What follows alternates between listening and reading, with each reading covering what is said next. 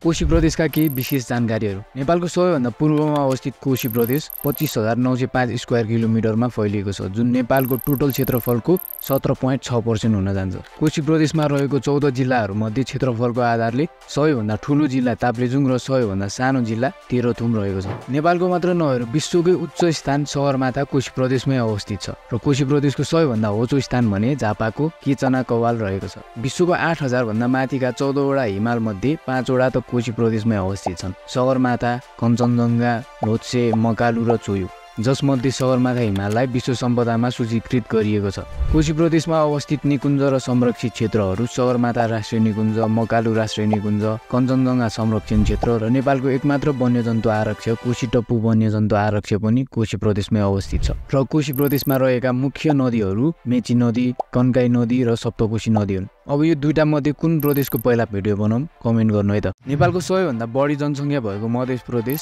9,661 square किलोमिटरमा फैलिएको छ, जुन नेपालको टोटल क्षेत्रफलको 6.56% हुन जान्छ। नेपालको 20.98% जनसङ्ख्या मध्य प्रदेशमा बस्छन्, जसले गर्दा मध्य प्रदेश नेपालको सबैभन्दा बढी जनघनत्व भएको प्रदेश पनि हो। मध्य प्रदेशमा जम्मा 8 वटा जिल्लाहरू छन् र सबै जिल्ला तराईमै सीमित रहेका छन्। क्षेत्रफलको आधारले मध्य प्रदेशको सबैभन्दा ठूलो जिल्ला सप्तरी र सबैभन्दा सानो जिल्ला महोत्तरी रहेको छ। मध्य प्रदेशमा अवस्थित एकमात्र राष्ट्रिय निकुञ्ज पर्सा राष्ट्रिय निकुञ्ज हो र नेपालको प्रवेशद्वार भनेर चिनिने शङ्कराचार्य गेट पर्सा जिल्लामा पर्छ, जसलाई नेपालको आर्थिक नाका भनेर पनि चिनिन्छ। मध्य प्रदेशको सिमाना उत्तरमा बागमती र कोशी प्रदेश र दक्षिणमा भारतको बिहारसँग जोडिएको छ। मध्य प्रदेशका 8 वटै जिल्लाका मुख्य सहर सप्तरीको राजविराज, चिराको लाहान, धनुषाको जनकपुर, महोत्तरीको गौशाला, सर्लाहीको लालबन्दी, रौतहटको चन्द्रापुर, बाराको कलैया, पर्साको वीरगञ्जहरू हुन्। अब कुन प्रदेशको भिडियो हेर्न मन छ कमेन्ट गर्नु है त। बागमती प्रदेशका केही रोचक जानकारीहरू। जनसङ्ख्याको आधारले दोस्रो ठुलो बागमती प्रदेश 20,300 स्क्वायर किलोमिटरमा फैलिएको छ, जुन नेपालको टोटल एरियाको 13.79% हुन जान्छ। बागमती प्रदेशको हिमाली क्षेत्रमा 5 वटा जिल्ला, पहाडी क्षेत्रमा 2टा,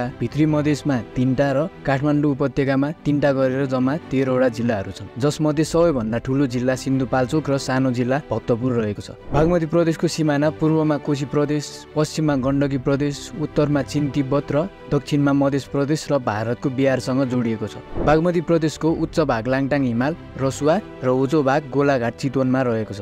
बागमती प्रदेशको केही संरक्षित क्षेत्रहरू शिवपुरी राष्ट्रिय निकुञ्ज, लाङटाङ राष्ट्रिय निकुञ्ज, चितवन राष्ट्रिय निकुञ्ज, गौरीशङ्कर संरक्षण क्षेत्र आदि रहेका छन्। नेपालको विश्व सम्पदामा पर्ने 10 स्थलहरूमध्ये 8 वटा बागमती प्रदेशमा पर्छन्। काठमाडौँ, भक्तपुर, पाटनको दरबार स्क्वायर, शम्भुनाथ, बौद्धनाथ, साङ्गुनारायण, पशुपतिनाथ मन्दिर र चितवन राष्ट्रिय निकुञ्ज रहेको छ। गण्डकी प्रदेशको केही रमाइलो जानकारीहरू। गण्डकी प्रदेशको सबैभन्दा उच्च भाग धौलागिरी हिमाल र सबैभन्दा होचो भाग नवलपुरको त्रिवेणी सुस्ता रहेको छ। गण्डकी प्रदेशले 21,733 स्क्वायर किलोमिटर ओगटेको छ, जुन नेपालको टोटल एरियाको 14.66% हुन जान्छ। गण्डकी प्रदेशमा रहेको 11 वटा जिल्लाहरू मध्ये क्षेत्रफलको आधारले सबैभन्दा ठूलो जिल्ला गोर्खा र सबैभन्दा सानो जिल्ला पर्वत रहेको छ। गण्डकी प्रदेशको सिमाना पूर्वमा बागमती प्रदेश, पश्चिममा लुम्बिनी प्रदेश र कर्णाली प्रदेश, उत्तरमा चीन तिब्बत र दक्षिणमा लुम्बिनी प्रदेश र भारतको बिहारसँग जोडिएको छ। गण्डकी प्रदेशमा पर्ने संरक्षित क्षेत्रहरू अन्नपूर्ण कन्जर्भेसन एरिया र मनास्लु कन्जर्भेसन एरियाहरू हुन्। यस प्रदेशमा पर्ने 8,000 भन्दा माथिका हिमालहरू धौलागिरी,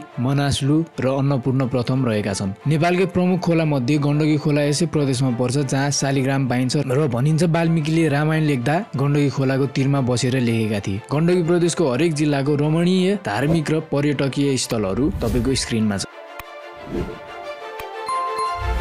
भगवान गौतम बुद्धको जन्मस्थान लुम्बिनी प्रदेश 22,288 स्क्वायर किलोमिटरमा फैलिएको छ, जुन नेपालको टोटल एरियाको 15.14% हुन आउँछ। लुम्बिनी प्रदेशको सिमाना उत्तरमा गण्डकी प्रदेश र कर्णाली प्रदेश, पश्चिममा सुदूरपश्चिम प्रदेश र दक्षिणमा भारतको उत्तर प्रदेश र बिहारसँग जोडिएको छ। यस प्रदेशमा रहेका संरक्षण क्षेत्रहरू बाँके राष्ट्रिय निकुञ्ज, बौद्ध राष्ट्रिय निकुञ्ज र कृष्णसार संरक्षण क्षेत्रहरू हुन् भने नेपालकै एकमात्र शिकार आरक्ष पनि लुम्बिनी प्रदेशमै रहेको छ। लुम्बिनी प्रदेशमा 12 वटा जिल्लाहरू छन्, जसमध्ये सबैभन्दा ठूलो जिल्ला दाङ र सबैभन्दा सानो जिल्ला नवलपरासी पश्चिम रहेको छ। लुम्बिनी प्रदेशको सबैभन्दा अग्लो स्थान पुथा हिमचुली र सबैभन्दा होचो स्थान रूपन्देही रहेको छ। लुम्बिनी प्रदेशको राजधानी दाङको देउखुरी हो र दाङ उपत्यका दक्षिण एसियाकै सबैभन्दा ठूलो उपत्यका रहेको छ। लुम्बिनी प्रदेशमा एउटा अन्तर्राष्ट्रिय विमानस्थल गौतम बुद्ध अन्तर्राष्ट्रिय विमानस्थल र आन्तरिक विमानस्थल दाङ विमानस्थल, रोल्पा विमानस्थल, नेपालगञ्ज विमानस्थल र गुल्मी विमानस्थलहरू छन्, जसमध्ये रोल्पा र गुल्मी विमानस्थलको सेवा भने हालको लागि बन्द गरिएको छ। लुम्बिनी प्रदेशको कुरा गर्नुपर्दा कर्णाली प्रदेशको केही रमाइलो जानकारीहरू। क्षेत्रफलको आधारले सबैभन्दा ठूलो प्रदेश कर्णाली प्रदेश 27,984 स्क्वायर किलोमिटरमा फैलिएको छ, जसले नेपालको टोटल क्षेत्रफलको 19.01% ओगटेको छ। जनसङ्ख्याको आधारले सबैभन्दा अन्तिम स्थानमा रहेको कर्णाली प्रदेशको जनसङ्ख्या भने 16,94,889 रहेको छ। यस प्रदेशमा रहेको 10 जिल्ला मध्ये क्षेत्रफलको आधारले सबैभन्दा ठूलो जिल्ला डोल्पा र सबैभन्दा सानो जिल्ला रुकुम पश्चिम रहेको छ भने यस प्रदेशको सबैभन्दा होचो स्थान कर्णाली र भेरी नदीको दोबान जामुन कुइने र सबैभन्दा अग्लो स्थान डोल्पाको चुरेन हिमाल रहेको छ। कर्णाली प्रदेशको सिमाना पूर्वमा लुम्बिनी प्रदेश र गण्डकी प्रदेश, पश्चिममा सुदूरपश्चिम प्रदेश, उत्तरमा चीन तिब्बत र दक्षिणमा लुम्बिनी प्रदेशसँग जोडिएको छ। यस प्रदेशमा अवस्थित राष्ट्रिय निकुञ्ज रारा राष्ट्रिय निकुञ्ज र सेफुक्सुन्डु राष्ट्रिय निकुञ्जहरू हुन् भने नेपालको सबैभन्दा ठूलो र गहिरो ताल रारा ताल र नेपालकै सबैभन्दा लामो नदी कर्णाली नदी पनि यस प्रदेशमै अवस्थित छन्, जुन नेपालको एकमात्र डल्फिन पाइने नदी भनेर पनि चिनिन्छ। अब तपाईँ भन्नुहोस् कर्णाली प्रदेशको राजधानी चाहिँ कहाँ पर्दो रहेछ? सुदूरपश्चिमको रमाइलो जानकारी। नेपालको सबैभन्दा पश्चिममा अवस्थित हाम्रो सुदूरपश्चिम